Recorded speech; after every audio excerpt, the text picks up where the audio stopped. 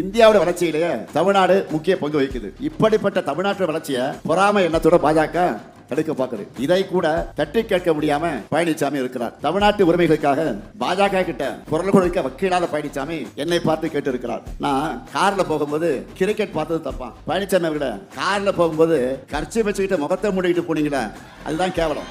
முதலமைச்சரா இருந்துட்டு தூத்துக்குடியில 13 அப்பாவில சுட்டுக்கூட டிவியில பார்த்து தான் தெரிஞ்சுக்கிட்டேன்னு வெக்கம் இல்லாம சிரிச்சுக்கிட்ட சொன்னீங்களா, அதுதான் மாபெரும் தப்பு, மிகப்பெரிய கேவலம். அவருடைய ஓனர் மோடியை பார்த்து தான் கேள்வி கேட்கணும். நேற்று இரவு 8 மணிக்கு பிரதமர் அவர்கள் தொலைக்காட்சியில பேசியிருக்கிறார். அதை பிரதமர் மோடியின் முறை என்று சொல்வதை விட பாஜக தலைவர் மோடி அரசியல் முறை என்று தான் சொல்லணும். தேர்தல் நடத்தை விதிமுறை அமலில் இருக்கும்போது தேசிய கொடியின் பின்னணியில வார்த்தைக்கு வார்த்தை எதிர்கட்சிகளை திட்டி அவர் பேசியிருக்கிறார். இது ஒரு அப்பட்டமான விதிமீறல். தேர்தலுக்கு நடுவில் இந்த கருப்பு சட்டத்தை கொண்டு வந்தா நாம அசால்ட்டா விட்டுருவோம்னு நினைச்சார். ஆனா அப்படியே உல்டாவா நடந்துருச்சு. அவர் கூட்டணிக்கு படுதோல்வி உறுதியாகி இருக்கு. மோடி அவர்களே, இட்ஸ் டூ லேட். ஏப்ரல் 17ஆம் தேதியோட என்டிஏ கூட்டணியோட சாப்டர் க்ளோஸ் ஆக போகுது. பாஜக கூட்டணிக்கு மெஜாரிட்டி இருக்கிற நாடாளுமன்றத்திலேயே என்டிஏ கூட்டணியை நிலைகுலியும் வச்சிருக்கிறோம். அப்ப பாஜகவுக்கு அட்ரஸே இல்லாத தமிழ்நாட்டில் என்ன நிலைமை ஆகன்னு மட்டும் எண்ணி பாருங்க.